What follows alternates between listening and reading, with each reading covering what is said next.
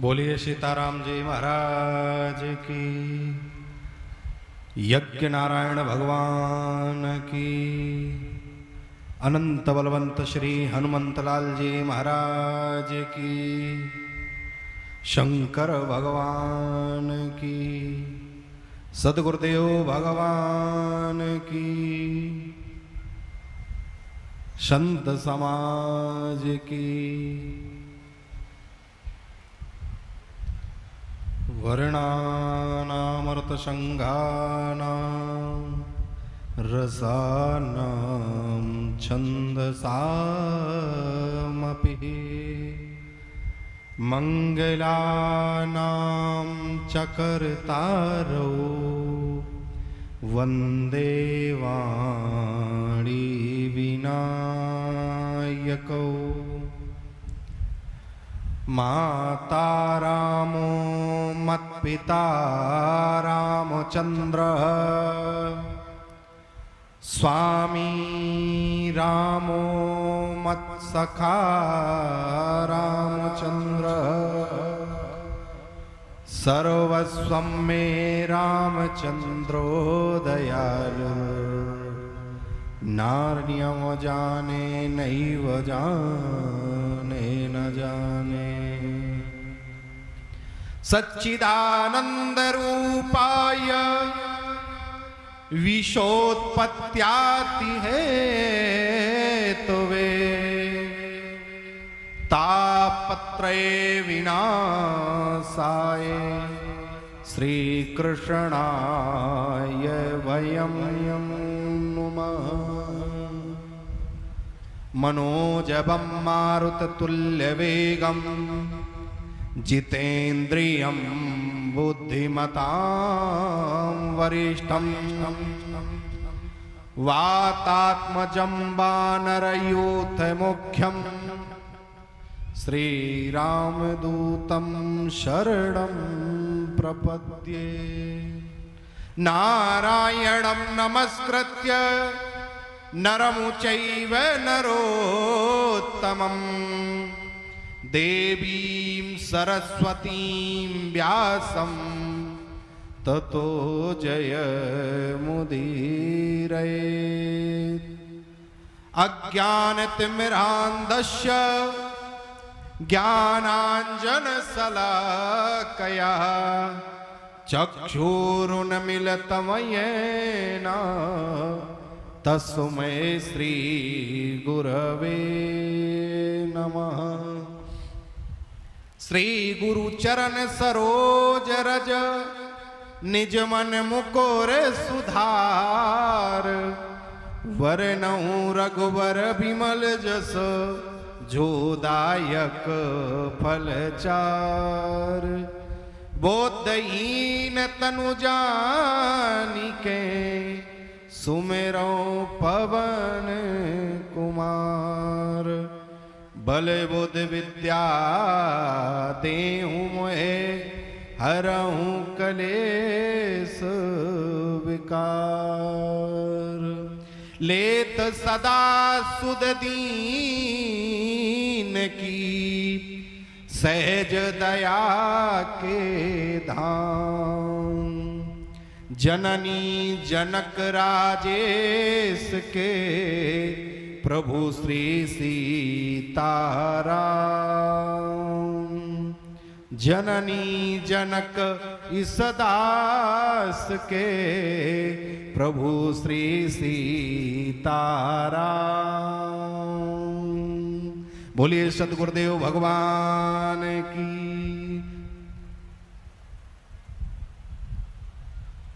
हम सब पूज्य संतों की अति कृपा, और बात कहें तो संतों की कृपा तो है ही, परंतु कहीं ना कहीं आपके भी पूर्वजों की कृपा होती है, क्योंकि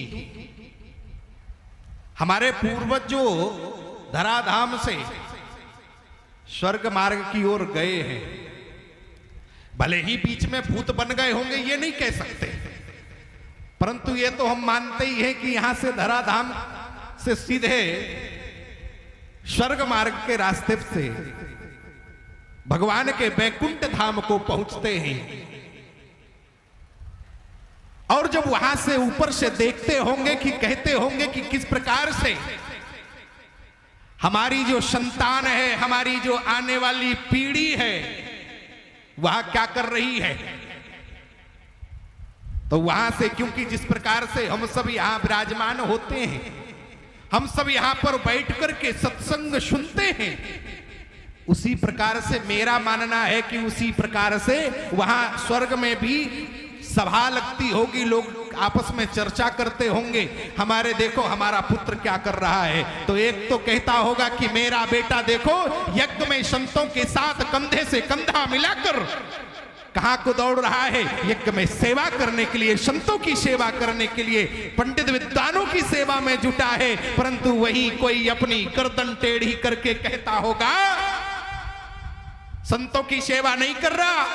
बोले क्या कर रहा है? बोले संतों को गरियाने का काम कर रहा है। कहां से कहां यज्ञ लगा दिया, लाखों रुपए बर्बाद करवा दिया। ऐसे भी लोग इसी पांडाल में बैठे होंगे। सोचने वाली बात है ना। इसीलिए इस दुनिया में जब तक, इस दुनिया में, इस धराधाम में जब तक हमारे बीच में संत उपस्थित हैं और संतों की हम पर बड़ी विशेष कृपा, और उसमें भी तो कहें कि आहा क्या कहना, हमारे पूज्य अमरदास जी महाराज जिस प्रकार से अमर का तो वर्णन अगर किया जाए तो कोई सामान्य नहीं, जो अमर है तो है, और उसमें भी अगर दासत्व स्वीकार कर लिया हो और जिसको अमरता का वरदान मिल जाए। रावण को पूरी तरह से अमर नहीं हुआ था, लेकिन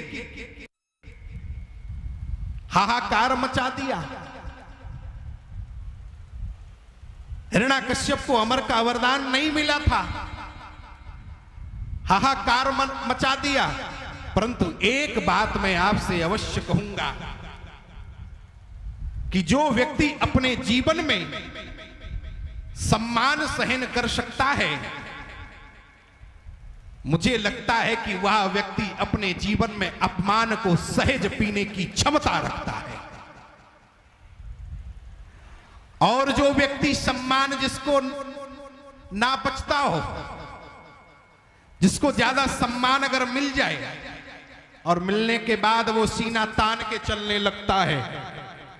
हमारे जितना बड़ा कबीला रावण की तरह अपनी जंगा पर हाथ पटक पटक कर कहता था कि मेरे परिवार के बराबर कोई दुनिया में नहीं, कोई लड़ने वाला नहीं,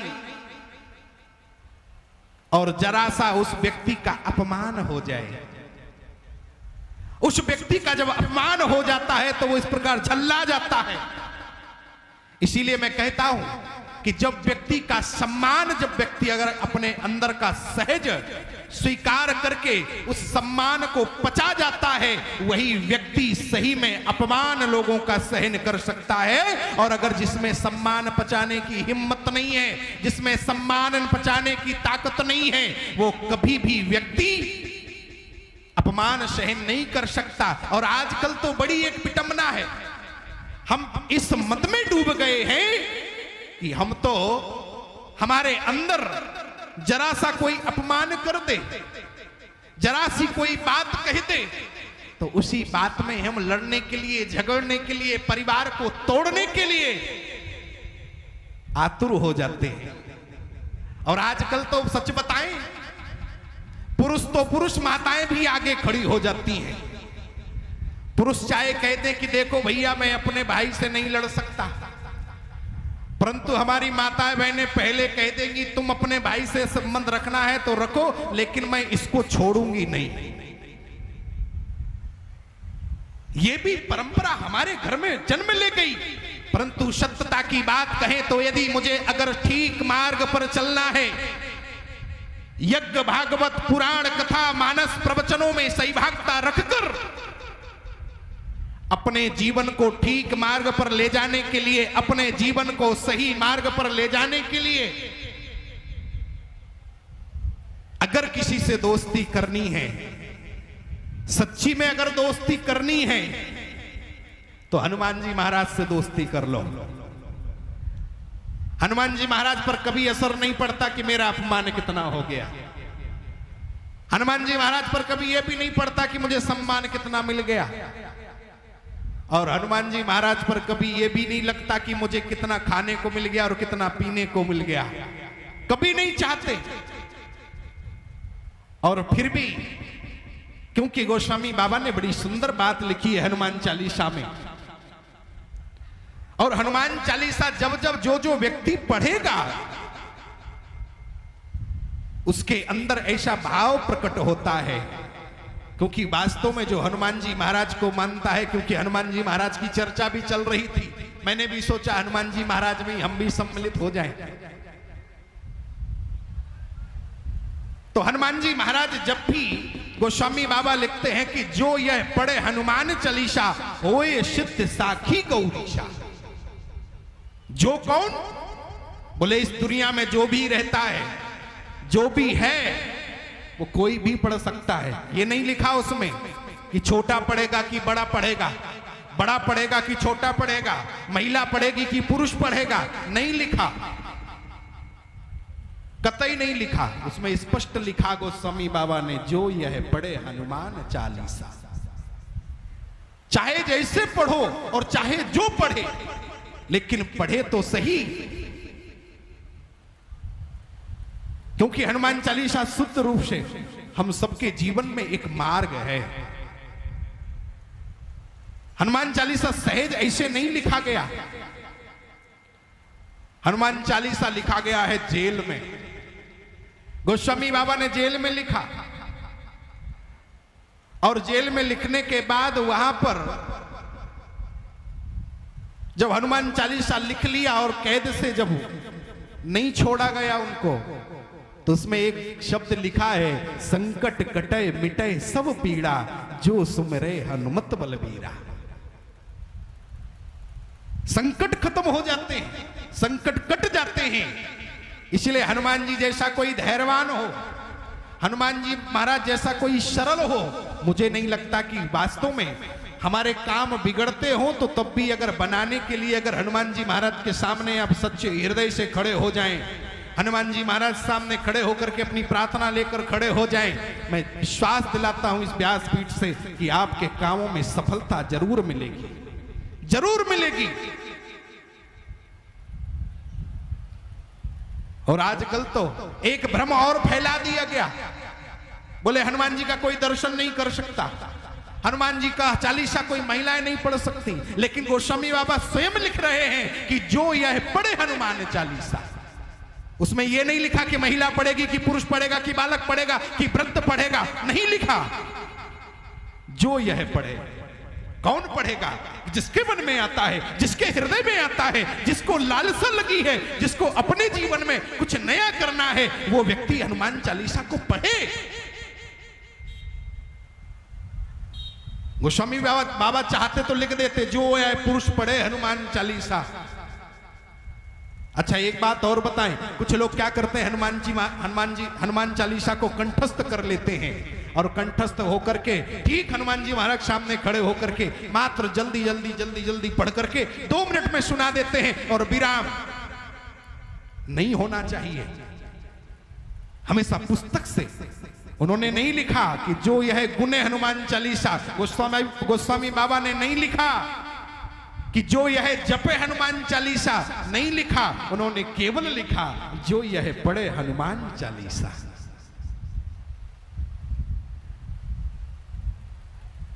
क्योंकि हनुमान जी महाराज ऐसे हैं, दुर्गम काज जगत के जेते, सुगम अनुग्रह तुम रहते थे। दुर्गम काज कैसे बोले कि जो कोई दुनिया में ना कर सके वो हनुमान जी महाराज कर सकते हैं। जो कोई ना कर सके, बोले कैसे? अब मैं आपको बताऊं, श्री लक्ष्मण जी को शक्ति लगी, और शक्ति लगने के बाद राम जी व्याकुल हो गए, परेशान हो गए, चिंतित हो गए कि अब मैं अयोध्या वापस नहीं जाऊंगा, क्योंकि मैं अयोध्या अगर जाऊंगा तो अपनी भार्या के लिए अपने भाई की युद्ध में प्राणांत हो गया, मैं अकेला जाऊंगा तो जाऊंगा कैसे। तो हनुमान जी महाराज ने वहीं बैठे थे, बड़े आराम से, बोल नहीं रहे, कह नहीं रहे, कुछ बता भी नहीं रहे, लेकिन हनुमान जी महाराज को जैसे ही जामवंत जी ने कहा कि हे हनुमंत, आप भी तो कुछ कहो वीर बजरंगी, तो हनुमान जी महाराज के रोंगटे खड़े हो गए और कहा कि अगर मुझे आज्ञा हो जाए तो इस धरती पर जहां भी मौत है, मैं उस मौत को भी मौत के घाट उतार दूंगा। अरे शूर को अगर हिम्मत पड़ जाएगी कि शूर उदय हो जाए तो मैं शूर को पुनः निगलने की क्षमता रखता हूं। तो वहीं पर गोस्वामी बाबा से किसी ने पूछा कि बाबा, जिस प्रकार से हनुमान जी महाराज इतनी गुस्से में बोल रहे थे, क्या वास्तव में वो मौत को भी मौत दे सकते हैं, इस धरती को उलट पलट कर सकते हैं कि लक्ष्मण की जान बचाने के लिए इस प्रकार से कह रहे हैं? तो गोस्वामी बाबा कहते हैं कि अगर दुनिया में जो काम कोई नहीं कर सकता तो वो हनुमान जी महाराज कर सकते हैं। बोले कैसे? बोले दुर्गम काज, जो दुनिया के लिए दुर्गम होगा, जो दुनिया के लिए बड़ा काम होगा, वो सरलता से यदि कोई कर सकता है तो केवल और केवल हनुमान जी महाराज कर सकते हैं और कोई नहीं कर सकता। लेकिन बड़ी एक अद्भुत बात मुझे याद आ गई। हनुमान जी महाराज बैठे थे सभा में, सभा लगी थी, क्योंकि इस दुनिया में अगर यदि कोई हुआ है तो चार प्रकार के लोग हुए। कौन से? तो बोले एक तो हुए हैं बड़भागी,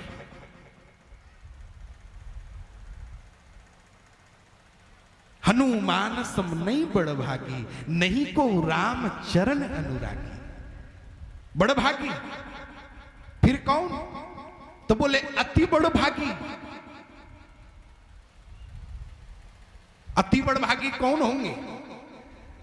तो बोले और कौन है ये तो बताओ पहले। तो बोले कि पहले हैं बड़भागी, दूसरे हैं अति बड़भागी, तीसरे कौन है? बोले अतिशय बड़भागी। बोले चौथे कौन है? बोले चौथे हैं परम बड़भागी। तो कहे महाराज अच्छा इसमें क्या हो सकता है? ये बड़भागी, अति बड़भागी, अतिशय बड़भागी, परम बड़भागी, ये कौन है? तो बड़ी सुंदर बात कही गोस्वामी बाबा ने कि बड़भागी कौन होता है, कि जिस प्रकार से यहां पर यज्ञ हो रहा है और इस यज्ञ में आप सब आए हो कथा सुनने के लिए, चलते चलते कहीं भनक मिल गई, आवाज पहुंच गई और मैं कथा पांडाल की तरफ मुड़ गया, तो बोले ये लोग बड़भागी हैं, ये बड़भागी हैं, और यहां पर जो विराजमान है ये बड़भागी ही हैं। तो बोले ये बड़भागी हैं, तो अति बड़भागी कौन है? बोले अति बड़भागी वो लोग हैं जो स्वयं में भगवान जिनके ऊपर कृपा कर दें। आपके घर में स्वयं संत पधार जाएं, भगवान पधार जाएं, ये अति बड़भागी लोग हैं।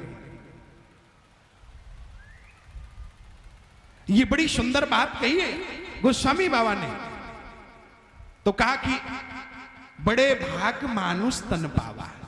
ये कौन है? जिनको बड़े भाग्य से ये मनुष्य का शरीर मिला है। लेकिन हमारा भारत में, हमारी दुनिया में, इस प्रत्येक व्यक्ति के मन में ये तो सब जानते हैं कि मुझे बड़े भाग्य से ये मानव तन मिला है, बड़े भाग्य से ये मुझे शरीर मिला है, बड़े भाग्य, बड़े यत्नों के साथ कई कर्मफल मैंने किए होंगे, उनका फल जो निचोड़ निकला तब जाकर के मुझे ये मानव जीवन मिला। परंतु ये मानव जीवन का वास्तव में सार्थक जीवन बनाने का हमने प्रयास किया है क्या? बड़ी अच्छी बात निकल के आई। सार्थक जीवन आखिर होता क्या है? क्योंकि दुनिया में दो ही जीवन होते हैं। पहला जीवन होता है सार्थक और दूसरा जीवन होता है सफल। अगर सार्थक जीवन किसका होगा? तो बोले ये सार्थक जीवन कोई सामान्य जीवन नहीं होता, क्योंकि दुनिया में सफल जीवन तो सभी जीना जानते हैं, परंतु दुनिया में सार्थक जीवन कोई जीना नहीं जानता। क्यों? बोले जीते थे अब नहीं जीते। बोले कब जीते थे? बोले कुछ समय पहले। लेकिन आज भी हमारे देश में ऐसे लोग हैं जो सार्थक जीवन जीते हैं। सार्थक जीवन की व्याख्या क्या होगी, वर्णन क्या होगा? तो कहा कि सार्थक जीवन जो अपने जीवन को दूसरों के प्रति समर्पित कर दे, इस राष्ट्र के प्रति समर्पित कर दे, इस देश के प्रति समर्पित कर दे, वही जीवन होता है सार्थक जीवन। तो बोले सफल जीवन के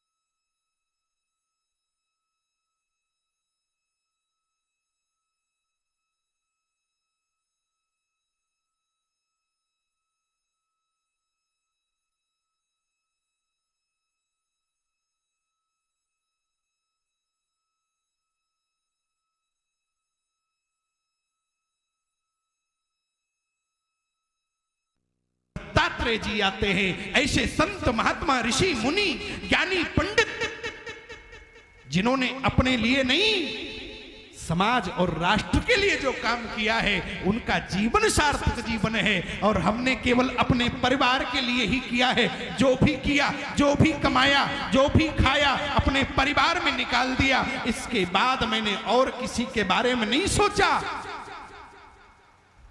ये सार्थक जीवन और सफल जीवन की परिभाषा है।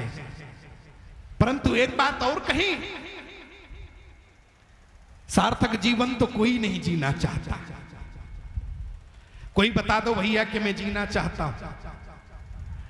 हमारे संत तो सार्थक जीवन ही जीते हैं। उन्होंने तो कभी अपने परिवार के लिए, घर के लिए, अपने कुटुंब के लिए, कबीले के लिए कभी कुछ नहीं किया। वो तो समाज के लिए जो व्यक्ति करता है उसका जीवन होता है सार्थक जीवन। हमने तो कई बार देखा है कि घर में अगर कोई अतिथि आ जाए, कोई गांव का व्यक्ति आ जाए, क्षेत्र का व्यक्ति आ जाए, तो सार्थक जीवन की तो छोड़ो, उसको तो एक कप चाय पिलाने में भी मुझे लगता है कि कहां से कहां ये सुबह सुबह आ गया। कम से कम हमारे घर में, अच्छा पुरुष तो वर्ग तो चलो ठीक है, और हमारे जैसे भैया देखो ये इंस्पायरिंग कर रहा है, नहीं कुछ गड़बड़ हो जाए।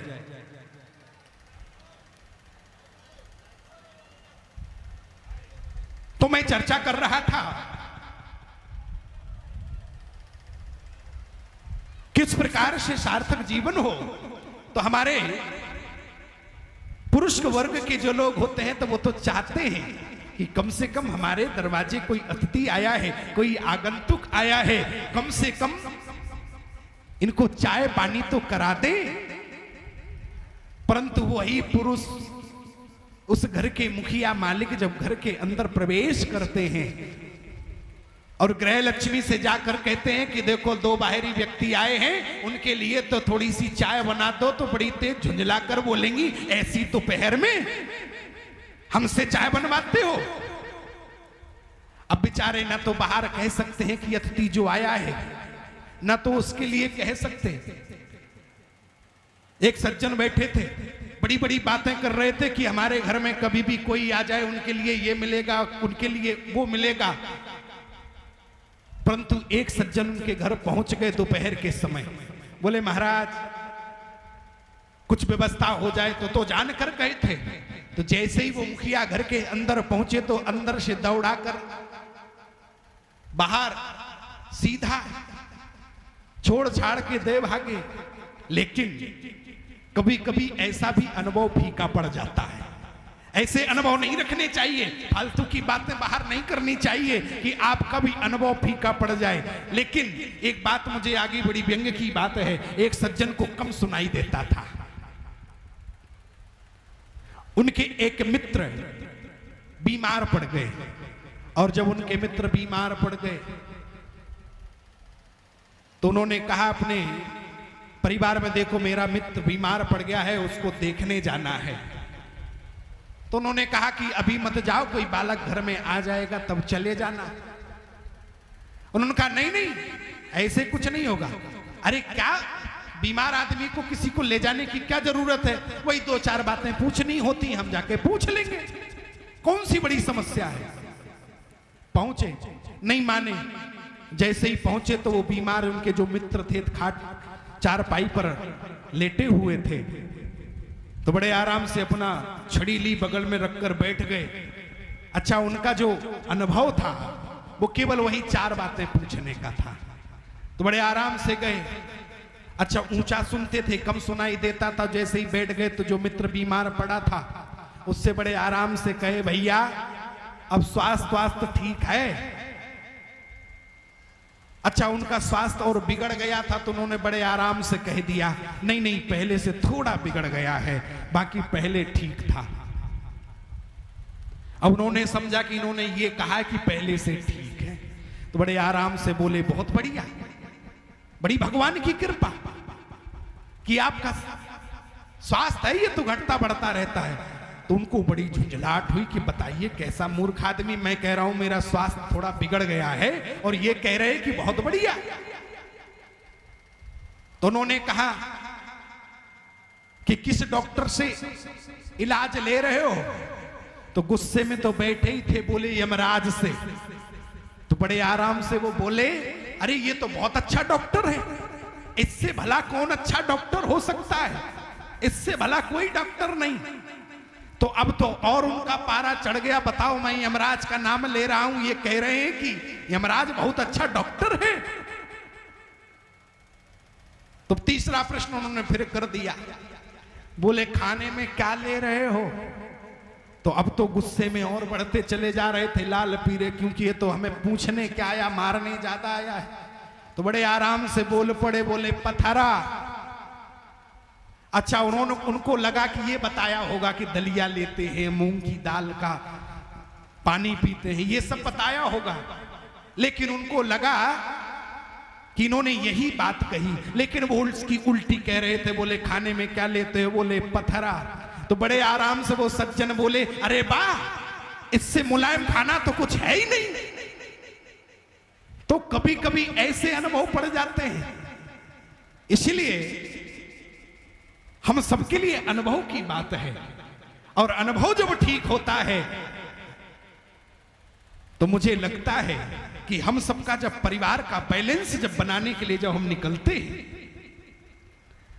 तो फिर क्या होता है, हमारा परिवार अनुभव के साथ परिवार को जोड़ करके जिस प्रकार से ठीक मार्ग पर ले जाने का जो फैसला तय करते हैं, उसके लिए हमें क्या मिला है? तो बोले बताया, बड़े भाग्य मानुष तन पावा। ये मुझे जो शरीर मिला है ये बड़े भाग्य से मिला है, ऐसे व्यर्थ में हम इसको नहीं जाने देंगे। हम ऐसे शरीर को व्यर्थ में व्यतीत नहीं होने देंगे। लेकिन जब बड़े भाग्य मिल गए तो मैं चर्चा कर रहा था, आखिरकार बड़ भागी, अति बड़ भागी, अतिशय बड़ भागी, परम बड़ भागी। तो बोले दूसरे कौन है? बोले दूसरे जैसे हमने संतों को देखा है, जो भगवान की चाहे जितनी सर्दी हो, ठंड हो, गर्मी हो, कैसा भी मौसम हो, सुबह 4 बजे जग करके अपने ठाकुर जी की सेवा में लग जाते हैं, अपने स्वामी की सेवा में लग जाते हैं। हम सब सेवक अति बड़भागी। बड़भागी कौन है? हमें कथा सुनने को मिल रही है, हम बड़भागी हैं। अति बड़भागी कौन है? जो स्वयं ठाकुर की सेवा में लग जाते हैं, ठाकुर की सेवा में लगे रहते हैं, सेवक का भाव होता है। हनुमान जी कौन है? तो बोले ये दास हैं। किसके? बोले प्रभु श्री सीताराम के। और दास का भाव बड़ा कठिन होता है, दास का भाव इतना सरल नहीं होता। किसी किसी परिवार में लोग अभी भी सुबह 4 बजे चाय पीते होंगे, एक समय तो रहा होगा कि उनके घर में जो पुराने लोग हुआ करते होंगे तो उनको सुबह 4 बजे चाय पिलाने की व्यवस्था कर देते होंगे, लेकिन आजकल के जो हमारे परिवार में बहू बेटियां जो आई हैं ना, वो 4 बजे तक तो व्हाट्सएप चलाती हैं, खूब धनाधन, और व्हाट्सएप चलाई, और व्हाट्सएप चलाने के बाद रील डाली। अब बेचारे इनको व्हाट्सएप चलाना तो आता नहीं, तो सुबह 4 बजे जाकर बैठ गए। अब बैठ गए तो अब सोच रहे हैं कि बार बार देख रहे हैं कि अब आ जाए, अब आ जाए, लेकिन यहाँ तो 8 बजे नींद खुली और उसमें भी कहीं जरा सा कह दिया चाय नहीं बनी तो 4 बातें और सुनी।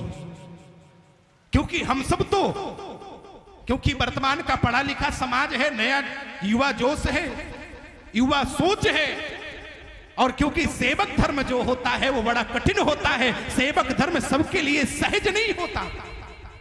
सहज यदि होता तो हम शायद हम सब सेवक बने होते, क्योंकि आजकल सेवा कराने की बड़ी आदत है, सेवक बनने की नहीं है। परंतु जो सुबह 4 बजे जगकर बैठते हैं उनकी लालसा कहां पर लगी है, वो एक कप चाय के लिए, परंतु वहां नहीं सोचते कम से कम चाय आए तो ना आए, परंतु हमारी यही साधना प्रारंभ हो जाए। परंतु आजकल तो साधना भी गायब हो गई। आजकल साधना गायब हो गई। बोले साधना में क्या बचा? बोले साधना में कुछ नहीं बचा, और साधना में केवल साधना बची। बैठे हैं भारतीय जनता पार्टी के नेताजी।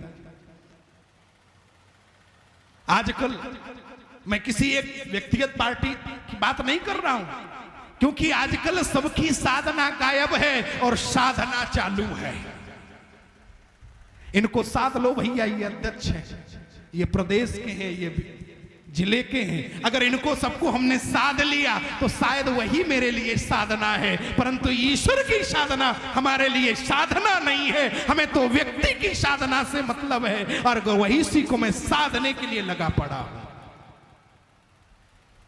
भगवान भी कहते हैं कि देख बेटा, तू मुझे साधना मेरी करेगा कि नहीं करेगा मुझे नहीं पता, लेकिन तू तो बस अपने नेता को साध ले, अपने से बड़े आदमी को साध ले, यही तेरी साधना है। बड़े विद्वान जन बैठे हैं, अगर मैं सत्य ना कहूं तो बताना। कोई छोटे से कोई संत आ जाए, संत से ज्यादा बहुत भावुक लोग होंगे, श्रद्धा वाले लोग होंगे, तो 2 4 10 एक संत की सेवा के लिए पहुंच जाएं, और वहीं पर एक नेताजी आ जाएं। हाँ, 1 2 नहीं, 50 आदमी उसको घेर कर खड़े होंगे, क्योंकि नेताजी से काम बनेगा। भगवान की माला फेरेंगे, वो सुनेगा कि नहीं सुनेगा, परंतु हमारे नेताजी तो तुरंत दरोगा जी को फोन करके हड़का देंगे। क्यों? तुमने ऐसा कर दिया, हमारे कार्यकर्ता हैं। तो भगवान भी कहते हैं देखो, साधना पे पढ़ने की जरूरत नहीं है, आप तो केवल साधना में पड़े रहो। महाराज को कोई लेना देना नहीं, संत महात्माओं से कोई लेना देना नहीं, परंतु मैं आप सबसे आग्रह करता हूं कि ये साधना केवल और केवल थोड़े क्षणिक समय में आपको साध सकती है, आपको समय पर साधना प्रदान हो सकती है, परंतु जीवन पर्यंत अगर कोई मेरी साधना चल सकती है तो केवल और केवल मेरे नाम का नाम चल सकता है। हमारे घरों में आजकल राम नाम बंद हो गया है। ऐसे यहां पर इतने बुजुर्ग बैठे हैं, मुझे संभवतः यह कहने में कोई संकोच नहीं हो रहा है कि शायद हमने अपने बालक को, अपने पुत्र को राम नाम दीक्षा तो दिलवाई नहीं होगी, परंतु मैं ये गारंटी से कहता हूं कि यहां पर जितने सज्जन माता बहन बेटी, इस देश दुनिया में जितने लोग सुन रहे होंगे, मैं ये कहता हूं कि हर हाथ में कभी भी मुझे लगता है कि एक भी व्यक्ति के अंदर 2-4% की बात नहीं कर रहा हूं, एक भी व्यक्ति के अंदर सुबह से हमारे हाथ में माला नहीं होगी, ये मैं गारंटी से दावे से कह सकता हूं, कह सकता हूं। और हमारी माता बहन बेटी क्या कहना, इनका तो अलग ही चलवा चलता। पूजा शुरू हो जाए, हनुमान चालीसा शुरू हो जाए, शिव स्तुति शुरू हो जाए, दुर्गा स्तुति शुरू हो जाए, दुर्गा चालीसा स्तुति शुरू हो जाए, परंतु जितनी देर ये पूजा आरती करेंगी उतनी देर में सारे घर के काम बता देंगी। आरती फूल माला लेकर बैठेंगी, तुरंत कहेंगी देखो झाड़ू ठीक से लगा लेना, इधर घंटी बज रही है। भगवान भी कहते हैं कम से कम पूजा तो ठीक से कर ले, काम तो हो ही जाएगा। परंतु एक बड़ी सुंदर बात माता कौशल्या अपने पुत्र को समझा कर कहती हैं, अपनी पुत्रों को बताती हैं, और ये बताने का विषय नहीं है। गोस्वामी बाबा लिखते हैं प्रातः काल उठ गए रघुनाथा, मात पिता गुरु नावई माथा। परंतु ये बात कोई बड़ी अतिशयोक्ति नहीं होगी कहने में, क्योंकि हमने भी अपने माँ बाप के पैर नहीं छुए, तो बेटों से हम उम्मीद क्या करें। छुए होते तो छुए जाएं। लेकिन श्री दशरथ जी महाराज तो स्वयं जैसे ही प्रातः जागते हैं तो सीधा वशिष्ठ जी महाराज के पास पहुंच करके उनको प्रणाम करते हैं। जब हमने ही गुरु नहीं बनाया तो हम क्या अपने पुत्र से अपेक्षा रख सकते हैं कि तू गुरु बनाएगा? हमने यहां तक नहीं सोचा, और हम उम्मीद रखते हैं कि हमारी पीढ़ी ठीक मार्ग पर शिवाजी महाराज बनेगी, महाराणा प्रताप बनेगी। क्यों बने? हम नहीं कहते कि बने। यहां पर इतने सभी श्रोतागण बैठे हैं, विद्वज्जन बैठे हैं, क्या इन्होंने कहा कि इसमें जिस प्रकार से माता बहन बेटी, और यहां पर क्या इस गांव में इस क्षेत्र में युवाओं की इतनी कमी है कि कथा पांडाल में युवा कथा सुनने नहीं बैठेगा? क्यों नहीं बैठेगा? क्यों नहीं कहा? यहां पर जितने लोग बैठे मैं देख रहा हूं लगभग सब 40 से ऊपर 50 से ऊपर के लोग हैं। धर्म की धुरी को अपने हाथ में हम क्यों नहीं लेना चाहते? हम धर्म को अपने साथ लेकर चलेंगे, और जब धर्म मेरे साथ होगा तो हमारा बेटा धर्म युक्त होगा, हमारा पुत्र धर्म युक्त होगा, हमारा परिवार धर्म युक्त होगा। क्योंकि धर्म की बात करने के लिए मुझे ही स्वयं लाज आती है। जब तक धर्म की बात हम नहीं करेंगे, संतों की बात नहीं करेंगे, गीता भागवत पुराण रामचरितमानस रामायण की बात नहीं करेंगे, तो मुझे लगता है कि हमारी आने वाली पीढ़ी किस प्रकार से धर्म से खिलवाड़ करने का काम करने के लिए खड़ी हो जाएगी। मुझे नहीं लगता है कि वो ठीक से पीढ़ी सुधर पाएगी। आप सबको लग रहा होगा ये तो डांटने जैसी बातें कर रहे हैं, लग रहा होगा, कोई आपत्ति नहीं है। इस गांव में कितनी बड़ी संख्या होगी, कितनी बड़ी संख्या होगी। क्योंकि मानवीय गुण है कि व्यक्ति के अंदर ईर्ष्या होना, लोगों की निंदा करना, ये मानवीय गुण है। मैं इसको मानता भी हूं, परंतु हम सबके लिए आवश्यक है कि हम किस प्रकार से धर्म के मार्ग पर, और इससे सबसे ज्यादा मैं इस तरफ ज्यादा इशारा नहीं कर रहा हूं, मैं इस तरफ जरूर कहूंगा कि अपनी बेटी को, अपने पुत्र को, अपनी पुत्री को किस प्रकार से ठीक परिवार में किस प्रकार से धर्मयुक्त संगत करा करके ठीक मार्ग पर ले जाने की हम बात तो उनके साथ करें, नहीं करते। और आज सबसे ज्यादा अगर कहीं कुछ होता है तो सबसे ज्यादा तलाक होने की नौबत आती है। चाहे लड़का हो, चाहे लड़की हो, चाहे इस परिवार का हो, चाहे उस परिवार का हो, यही तलाक भी होता है।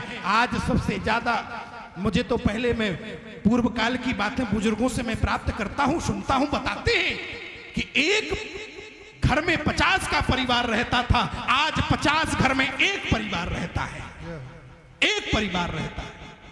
जैसे ही शादी ब्याह संपन्न हुआ तो सबसे पहले एक छोटा सा नन्हा मुन्ना बालक आया और उसने तुरंत क्या किया, बोले हमारे लिए एक अलग से घर बनवा दो, साथ में हमारा परिवार बिगड़ रहा है, परेशान हो रहा है। लेकिन गोस्वामी बाबा कहते हैं बड़े भाग्य मानुष तन पावा, बड़े भाग्य से ये मुझे मानव तन मिला है। इसलिए बड़े भाग्य से मिलने के बाद हमें क्या होना चाहिए? बोले हमारे अंदर दास का भाव होना चाहिए, हमारे अंदर सेवक का भाव होना चाहिए। क्यों होना चाहिए? सेवक का भाव होगा, हम सब सेवक अति बड़ भागी। इसलिए जो सेवक का भाव रखते हैं वो अति बड़ भागी, उनका बड़े भाग्य के होते हैं। तो तीसरा कौन है? तो बोले तीसरा है अतिशय बड़भागी। बोले अतिशय बड़भागी कौन है? बोले अतिशय बड़भागी है अहिल्या माता। रामचरितमानस में गोस्वामी बाबा लिखते हैं अतिशय बड़भागी चरणन लागी। अतिशय बड़भागी बोले कौन? जो स्वयं विकारों से घिरा हुआ हो और जिस पर स्वयं भगवान आकर के कृपा कर दें, वही तो अतिशय बड़भागी।